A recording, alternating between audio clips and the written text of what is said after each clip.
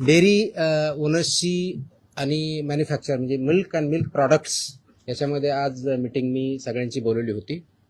उद्देश हा होता की डेअरी सेक्टरमध्ये जे फसाईचे रेग्युलेशन्स आहेत, स्टँडर्ड्स आहेत, म्हणजे सगळ्या सेक्टरमध्ये आहेत, त्याच्यामध्ये डेअरीचे पर्टिक्युलरली बोलवली होती. कारण तो खूप मोठा इश्यू आहे, अनेक वर्षापासून आहे. अत्यंत चांगले लोक काम करणारे त्याच्यात आहेत आणि काही त्याच्यामध्ये चुकीचं काम करणारे पण आहेत.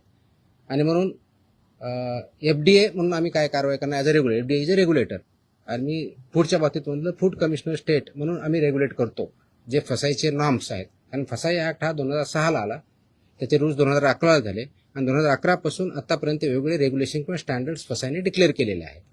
ते मॅन्डेटरी आहे सर्वांवरती. जे फूड बिझनेसेसमध्ये आहे, ज्याला आपण FBO म्हणतो, फूड बिझनेस ऑपरेटर, ते रजिस्टर्ड असणं हा भाग वेगळा आहे. पण त्यांनी कोणत्या कोणत्या प्रकारचे स्टँडर्ड्स जे प्रॉडक्ट आहेत त्याला वापरायचे, त्याप्रमाणे प्रॉडक्ट तयार करायचे किंवा सेल करायचे, हे त्याच्यामध्ये स्टँडर्ड्स दिलेले आहेत. त्याच्यामधला एक भाग म्हणून जे मिल्क अँड मिल्क प्रॉडक्ट्स आहेत याच्यासाठी जे स्टँडर्ड्स लागतात ते त्यांनी पाळावेत, ते त्यांनी इम्प्लिमेंट करावेत. या दृष्टिकोनातून एक इंटरॅक्शन सेशन, कायद्याचे प्रोव्हिजन, रेग्युलेशन्स कोणते आहेत ते त्यांना आम्ही सांगितले. त्यांचे जे काही इश्यू होते ते आम्ही समजून घेतले आणि यातून पुढे खूप स्ट्रिक्टली याच्यावरती इन्फोर्समेंट होईल. राईट फ्रॉम कलेक्शन सेंटर गावातलं जे असेल तिथपासून ते म्हणजे तुमचा MBO असेल, म्हणजे तुमचं जे चिलिंग सेंटर असेल, कलेक्शन सेंटर असेल, चिलिंग सेंटरपासून तुमच्या डेअरीपर्यंत जात असेल, मग तुमचा दूध प्रॉडक्ट बनवणारा किंवा पनीर बनवणारा तिथपर्यंत जात असेल, ते प्रॉडक्ट बनवून ते कंझ्युमरपर्यंत जात असतील, ही सगळी चेनमध्ये जे त्याच्यामध्ये इन्व्हॉल्व आहेत त्यांनी हे सगळे स्टँडर्ड्स पाळले पाहिजेत, इम्प्लिमेंट केले पाहिजेत आणि त्याच्यामुळे चुकीचं काही होणार नाही हे त्यांना समजून सांगण्यासाठी, कायद्याचे प्रोव्हिजन समजून सांगण्यासाठी आम्ही मीटिंग बोलवली होती, इंटरॅक्शन केली. मी एक प्रेझेंटेशन पण केलं की कायदा काय सांगतो, नाही केलं तर त्याचे काय प्रोव्हिजन होतात. तर 2-3 ठळक ज्या गोष्टी आहेत त्याच्यामधल्या, तर एक पहिलं की अनसेफ फूड हे कशाही परिस्थितीत टॉलरेट केलं जाणार नाही, इन्क्लुडिंग मिल्क प्रॉडक्ट्स. अनसेफ फूडची डेफिनेशन कायद्यात दिलेली आहे, त्याच्यामुळे इथे बोलत नाही, ते तुम्ही वाचू शकता, त्याच्यात क्लिअरली आहे. दुसरं अडल्चरेटेड फूड, तिसरं मिसब्रँडेड, चौथं सबस्टँडर्ड आणि अजून काय, एवढंच नाही. सो अशा प्रकारच्या कॅटेगरी आहेत आणि या प्रत्येक कॅटेगरीला काय पनिशमेंट आहे हे कायद्यामध्ये दिलेलं आहे. तर ते व्हायलेट तुम्ही करू नये.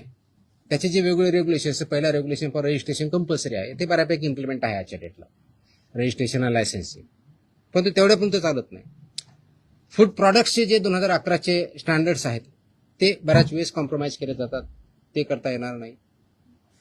मार्केटिंगच्या किंवा ॲडव्हर्टाइजिंगच्या बाबतीत चुकीचं लिहिलं जातं, ते करता चालणार नाही.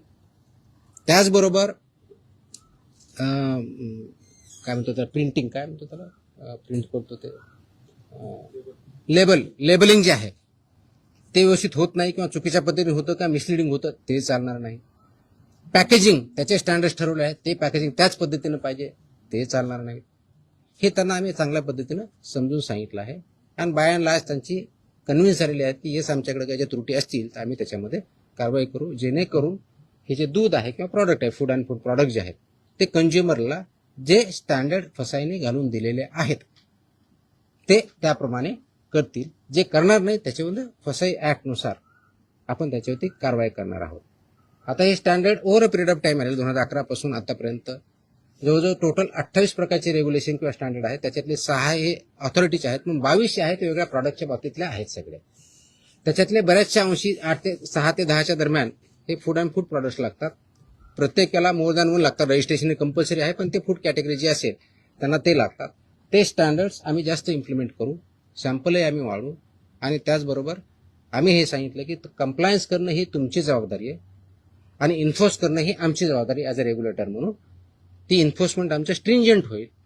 त्याच्यामुळं आपण स्वतः आपल्या आदनीचं ज्यांच्याकडून तुम्ही दूध घेता, जे चिलिंग सेंटर्स आहेत, जे तुमचे प्रॉडक्ट्स आहेत, तुमचे प्लांट्स आहेत, त्या ठिकाणी याचं कोणतंही व्हायोलेशन होणार नाही याची काळजी तुम्ही घ्या.